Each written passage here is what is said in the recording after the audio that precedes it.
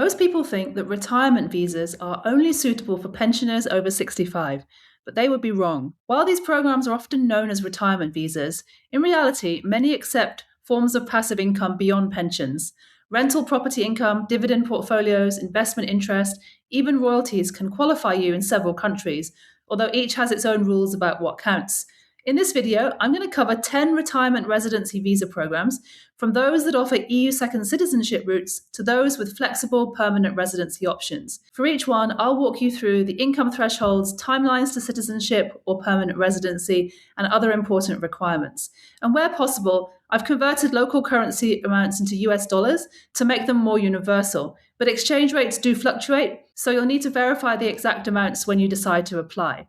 And stick around to the end of the video because there's one country on this list that grants you lifetime permanent residency for just $1,000 per month in pension income with no renewals required. So first on our list is France, where they have a visitor visa which requires stable passive income that at least is equal to France's minimum wage.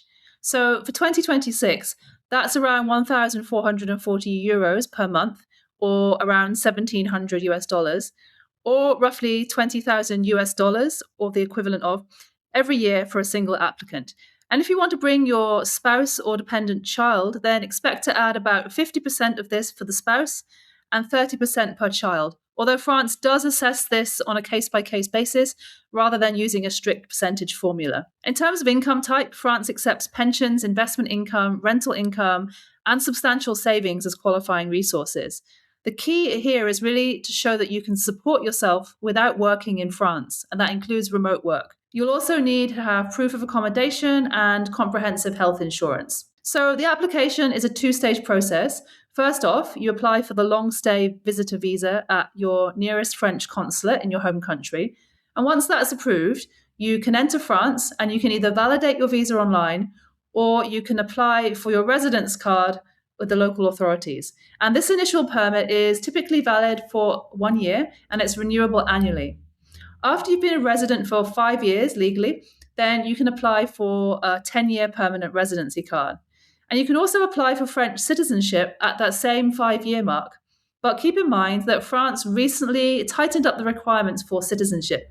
So as of January 2026, you're going to need B2 level in French proficiency, which is quite high. That's around upper intermediate. And you'll also have to go through an integration interview and a civics exam covering French culture and history. The good part is that France does allow dual citizenship, so you're able to keep your original passport. In terms of physical stay requirements, France doesn't enforce a strict 183-day requirement for annual renewals, but you will need to demonstrate genuine residency through things like utility bills, tax filings, and proof of local ties. If you're going for the 10-year permanent residency card, then absences are capped at approximately 6 months consecutive and 10 months in total over the entire 5-year period. So the next country we're going to look at has become one of the most popular choices for passive income residents, although there was a major change proposed in 2025, which has the potential to catch many people off guard. So Portugal's D7 passive income visa has long been a favourite among US and UK citizens in particular, and many others, and it still is one of Europe's most accessible options. For 2026, the minimum income threshold is 920 euros per month, which is just over 1,000 US dollars, or the equivalent of around 12,000 US dollars per year. And that amount increases by 50% for a dependent spouse, if you want to bring one, and 30% per dependent child.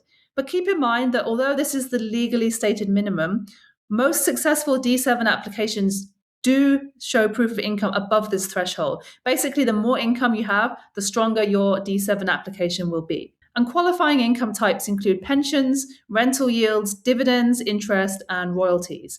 The key requirement is it must be passive income. So if you've got employment salary from remote work, or an active business, then the revenue will not qualify for the D7 visa.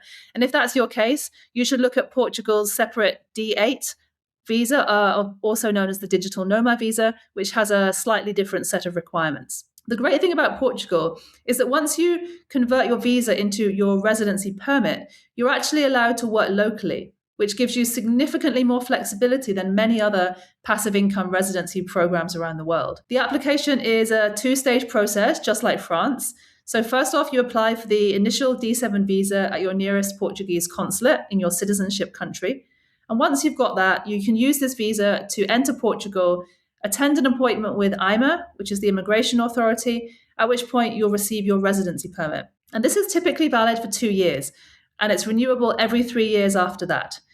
Physical presence is pretty important in Portugal. You will need to spend at least 183 days per year in country in order to maintain your residency status and eventually qualify to apply for both or either permanent residency or citizenship. And you can do this after 5 years of continuous legal residency.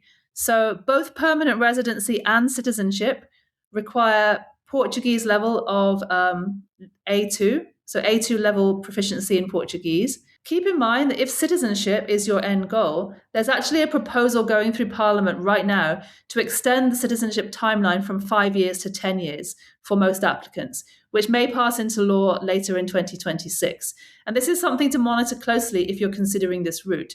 And check out this video where I go into this proposal in a bit more detail. So Portugal does allow dual citizenship, and even with this potential extension, the low income threshold does keep the D7 program attractive. So the next country we're going to look at shares a sunny climate like Portugal and a Mediterranean lifestyle, but it has requirements that recently shifted to target a very different type of applicant. Next up, we've got Greece, where the financially independent person visa went through some major reforms in 2023. Ever since then, it's been positioned for a more affluent set of applicants. So the monthly income requirement went up to 3,500 euros, which is around 4,000 US dollars, which is 42,000 euros or $50,000 per year. That's 20% extra for a spouse and 15% extra for each child. So if you're a family of 4, you'd be looking at around, in euros, 5,250 per month, approximately 6,200 US dollars in passive income. And this income must originate from a source outside of Greece. So acceptable types of income include foreign pensions, rental properties abroad, dividends that are from a foreign source, as well as interest. And the program explicitly requires foreign source income. So the initial permit is typically issued for 3 years, and then you need to renew it. And after 5 years, you can then apply for permanent residency in Greece. And after 7 years, you can apply for citizenship. Both of these require proof of integration, which includes a naturalization exam, as well as Greek language proficiency at around B1 level. And keep in mind that the exam is considered quite demanding. It covers Greek history, culture, and politics. And the critical requirement that changed in 2023 is that you now need to spend at least 183 days per year in Greece. So it's not a paper residency anymore. The authorities are actually enforcing real physical presence requirements for renewals. Greece does allow dual citizenship, and if you can meet the financial bar, master the language, and commit to living in Greece full-time, then the 7-year citizenship path is reasonably attractive because it does give you EU rights and access to the whole Eurozone. But next up, let's look at another Mediterranean option that shares a similar citizenship timeline, but takes a completely different approach to both the income requirements and the residency flexibility. So Cyprus offers something that's quite unique in Europe, and that's immediate permanent residency through its Category F passive income program. There's quite a modest financial requirement, just 9,568 euros annually, plus 4,613 euros per dependent. And acceptable income types again include foreign pensions, overseas investment income, rental income, and dividends. You'll also need to show proof of accommodation in Cyprus, as well as opening a local bank account. There's no need to buy property in Cyprus for this. Just renting and having a contract is enough to get this permit. There is a bit of a catch, though. The processing backlog is quite extreme at the moment. So as of early 2026, Cyprus is still processing applications that were filed in 2020. So you're looking at a pretty long wait for approval, which could be several years. But during that time, you can still receive temporary residency permits, which allow you to move to and live in Cyprus. Once you have it approved, the Category F permit is permanent. It doesn't expire. You only need to renew the physical card every 10 years. And technically, you can apply for citizenship of Cyprus after 7 years of legal residency, but the requirements are fairly strict. So, first of all, you must have actually resided in Cyprus for at least 5 of those 7 years. And the year directly before you apply should be almost uninterrupted. So that's practically 365 days of the year for that initial year before you apply. On top of that, you'll also need a knowledge of Greek to at least B1 level. But on the other hand, the program is quite lenient when it comes to maintaining your permanent residency status. It's sufficient to visit once every 1 to 2 years to maintain that. But keep in mind, and this is really important, that if your end goal is second citizenship in Cyprus, i.e., a passport from Cyprus, then you will need to plan to live in Cyprus full time in order to meet the physical presence requirements. In reality, most Category F holders treat this as a Plan B, permanent residency, rather than aiming for citizenship. Cyprus does allow dual citizenship, but thanks to the strict residency requirements and the Greek language requirements, which can be quite a barrier, this often makes naturalization impractical for those who are not genuinely living in Cyprus. So moving on to Western Europe, the next country we're going to look at does have a significantly higher income requirement, but it comes with access to one of the whole continent's most desirable lifestyles. Spain's non-lucrative residence visa requires proof of sufficient means without working, and that's currently set at a level that's 400% of Spain's EPREM index, which equals around 28,800 euros annually for a single applicant, which is around 34,000 US dollars. If you're bringing a dependent, then you need to add 100% of the EPREM, which is 7,200 euros per dependent. In the law, it just says that you need sufficient financial means, which typically means that having substantial savings is also acceptable rather than just regular passive income streams. But keep in mind that a lot of that depends on the individual consulate, which may interpret this requirement differently. Also, some consulates may ask for detailed financial documentation like year-end balances, for example, to show that your funds are stable and accessible enough. Once again, like most other countries, the acceptable income sources include foreign pensions, investment income, and rental income. And you'll also need to take out a private health insurance policy in Spain. Now, keep in mind that you cannot work in Spain under this visa. That includes local employment and remote work. If you do think that you would want to work remotely for foreign companies, then Spain offers a separate digital nomad visa. And this is a key difference from Portugal's D7 passive income visa, which is a lot more flexible and does allow you to work or open a local business once you have your residence permit in hand. So in Spain, the initial residence card is valid for 1 year and it's renewable for 2-year periods after that.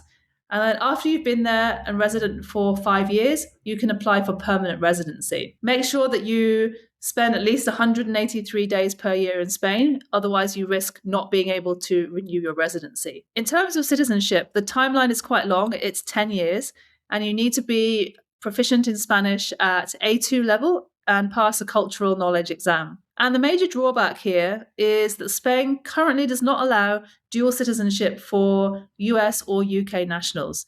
So if you wanted to become Spanish, you would need to formally renounce your original citizenship. And this is one reason why many foreigners who are resident under the non-lucrative visa tend to just maintain their permanent residency in Spain indefinitely, and they don't bother to pursue Spanish citizenship. But your mileage may vary with that. Okay, the next country we're going to look at has one of the highest income requirements on this list, but it does offer something that Spain doesn't, and that is the ability to keep your original passport. Italy's elective residence visa targets affluent individuals who have substantial passive income. There's no fixed statutory amount at the moment, but Italian consulates typically want you to show stable passive income of around 31 to 40,000 euros per year per person.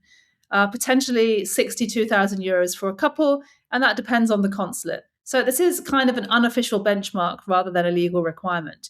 You can use savings to support your application, but in practice, they're rarely going to be sufficient on their own unless they're extremely substantial. Italian consulates tend to emphasize regular dependable income streams rather than just a large bank balance. So once again, you can use a pension, annuities, rental income, dividends, or investment income as proof to get this visa. Keep in mind that you cannot work in Italy under any circumstances on this visa, and that includes remote work. But if you do want to work remotely, then Italy also offers its own digital nomad visa, which you can look at as an alternative. Also, you must own or rent property in Italy. And you also need to have a comprehensive health insurance policy. Your first permit will be valid for 1 year, and you can renew it annually. After you've been there continuously for 5 years, you can apply for permanent residency of Italy. And to do this, you need to pass an exam in A2 level Italian. And after 10 years, you can also apply for citizenship. This needs B1 level Italian and proof of integration. And it does allow dual citizenship, which is an important advantage over Spain. And there is a bit of a catch. Italy's elective residency permit is genuinely designed for those who plan to live in Italy. So you do need to maintain actual residence and keep Italy as your center of life. Be careful if you spend a lot of time abroad, because that can lead to a refusal of renewal of your residency permit. So next up, let's jump across the Atlantic and look at a country that's becoming increasingly popular with US citizens, offering proximity to the US, affordability, and a surprisingly accessible pathway to second citizenship. So Mexico's temporary residency visa is accessible, but it does have a higher financial barrier than you might expect. As of 2025, you need to show either a monthly income of $4,400 or savings of around $72,000. And these numbers are tied to Mexico's unit of measurement and update, and they do increase annually with inflation. And it's important to keep in mind that different Mexican consulates will often require different amounts, which could be higher than the legal minimum, especially some Mexican consulates in the US. So do verify the current requirements with your specific consulate before you decide to apply. And this income can come from pensions, overseas salary, investment income, or savings. So the program is relatively flexible on income sources. In the process, you receive temporary residency for 1 to 4 years, which is typically 4 years for retirees, and that's renewable as necessary. After being a temporary resident for 4 years, you can then apply for permanent residency, which is granted for life. And to maintain it, you just need to avoid leaving Mexico for more than 2 years continuously. You can apply for citizenship after 5 years of legal residency, requiring a basic level of proficiency in Spanish. And Mexico does allow dual citizenship, so you can keep your original passport, making it especially attractive for US citizens due to proximity, the ability to drive between the US and Mexico, a relatively low cost of living, and strong immigrant communities. You can't work for Mexican employers without the appropriate authorization, but remote work for foreign companies is allowed. So heading further south, our next country offers one of the lowest income thresholds in the Americas, and it's become a haven for retirees seeking tropical biodiversity and political stability. Costa Rica offers 2 relevant programs. First, there's Pensionado, which calls for $1,000 monthly in pension income from a government, corporate, or private pension or annuity, or the Rentista, which requires either $2,500 monthly in passive income or a $60,000 deposit that's held for 2 years. Remote work for foreign clients is allowed, which gives you a lot more flexibility than many of the European programs. But keep in mind that the deposit option does require you to convert your funds into local currency through a Costa Rican bank, which can be a cumbersome process at times. The Pensionado route grants you temporary residency initially, which is typically valid for 1 year and renewable annually. Then after 3 years of temporary residency, you can convert your status to permanent residency. And you can apply for citizenship after 7 years of legal residency, and you'll need to have a basic proficiency in Spanish in order to do this. So Costa Rica does allow dual citizenship, which gives it a bit of an edge over Panama for those who are seeking a second passport. But you will need to enroll in Costa Rica's public healthcare system, which requires monthly contributions that are calculated according to your level of income. Typically, these are quite modest, but they do vary depending on how much income you've declared. So overall, this program is relatively straightforward, and Costa Rica's lifestyle, the biodiversity, and relative political stability do make it an attractive destination for long-term residents. Next up, we're going to move to South America's most stable economy, which combines a flexible passive income requirement with immediate permanent residency and the freedom to work locally. Uruguay really stands out for its flexibility and its immediate residency benefits. It has a relatively modest passive income requirement with no hard minimum, although you should expect to show around 1,500 US dollars per month.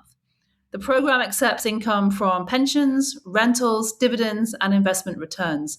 But what makes this program so exceptional is that it grants you provisional permanent residency almost immediately on being approved, which allows you to stay in Uruguay and live your life there while your permanent residency is being processed. And this typically takes 1 to 2 years. And unlike many European programs, with the exception of Portugal, you can also work in the local job market if you later decide that that's something you want to do. Uruguay also offers a tax holiday on foreign income for your first 5 years, and it taxes on a territorial basis after that. So that makes it quite financially attractive for those with overseas income sources. So what's the catch here? Well, while you can maintain your permanent residency in Uruguay with relatively minimal presence, citizenship is a whole different story. Uruguay does expect genuine residence for citizenship approval. So if you've only been maintaining a minimal presence during your permanent residency period, keep in mind that the authorities are unlikely to approve your citizenship application because they want to see proof that you've built a life in the country through ties like owning property, having a local income or business, and being integrated in the community. So you can apply for citizenship after 5 years of legal residency, and you will need to go through an interview in Spanish. So you'll need a decent command of the language. Uruguay does allow dual citizenship, so you can keep your original passport, assuming that your country of origin also allows dual citizenship. So if you're willing to actually relocate and build a life in Uruguay, then this offers a fairly straightforward and accessible pathway, and it's more flexible than many European alternatives. Finally, let's take a look at a Central American country that offers immediate permanent residency, and it has one of the lowest income requirements, although the citizenship pathway does come with a significant caveat. Panama, with its pensionado visa that is legendary among retirees, although it does have stricter income requirements than most people realize. So basically, you need to have a guaranteed lifetime income of at least $1,000 monthly. And this is a really critical distinction because Panama designed this program around traditional pensions, and it didn't take into account modern sources of passive income other than pensions. So if you've purchased property in Panama for more than $100,000, the minimum drops to $750 a month. And for each dependent, you should add $250 per month onto that total. So who qualifies for this? Well, government pension recipients are the largest and most obvious group here. So that's people on US Social Security, the UK state pension, Canadian CPP, or equivalent national pension schemes. There's also civil service pensions, military, police, firefighters, teachers with defined benefit pensions, and those with traditional corporate pensions who can also qualify for this. And you can also purchase a lifetime annuity from an insurance company. So who doesn't qualify? Well, unlike most of the visas we've talked about in this video, most financially independent people who do not have traditional pensions are not going to qualify for this. And that includes things like dividend portfolios, rental income, business income, and remote work income, because these are not guaranteed lifetime streams of income. So if you're in the latter situation, then it's best that you look at Panama's Friendly Nations visa instead, which is also quite accessible, and it's designed for investors and entrepreneurs from specific countries who want to establish ties and live in Panama. So Panama is quite special because you do get permanent residency status immediately upon being approved. And this permit is indefinite. You don't need to renew it. And you only need to visit Panama once every 2 years in order to maintain it. And what's more, Panama's territorial tax system means that your foreign source income is not taxed by Panama. But keep in mind that you can't work locally in Panama while you're there on this visa. When it comes to citizenship, Panama's path is a bit more complicated. So it does require 5 years of residency and proficiency in Spanish, and you have to swear an oath renouncing your previous citizenship. Some people do informally maintain dual citizenship, but Panama's official policy does require you to renounce. Because of that, most pensionado holders just maintain their permanent residency rights, and they enjoy Panama's lifestyle, the low cost of living, and the tax advantages, and they don't bother to pursue citizenship. Again, you can make your own decision on that. But, not allowing dual citizenship is going to be quite a big barrier for many people. We've looked at 10 countries where you can leverage your retirement, pension, or other sources of passive income to achieve a second residency and, in many cases, a second citizenship. So, if you're prioritizing EU second citizenship, then France offers one of the fastest routes. For the lowest income thresholds, you ought to look at Portugal, Panama, or Costa Rica. They're your most accessible options. And if you want flexible permanent residency without strict presence requirements, then Cyprus and Panama really stand out from the rest. Keep in mind that each program does have specific requirements for exactly what qualifies as passive income, and that thresholds may vary according to different consulates and different officials. So always verify current requirements before applying, and because these regulations can and do change frequently. I've put together a full side-by-side comparison guide of all the retirement visa requirements that we've been through in this video, and you can download it from the link in the description. So if you're serious about building a plan B through residency and second citizenship, subscribe to the Digital Emigre channel for regular research-backed global mobility content without all the hype. Thanks so much for watching, and I'll see you in the next one.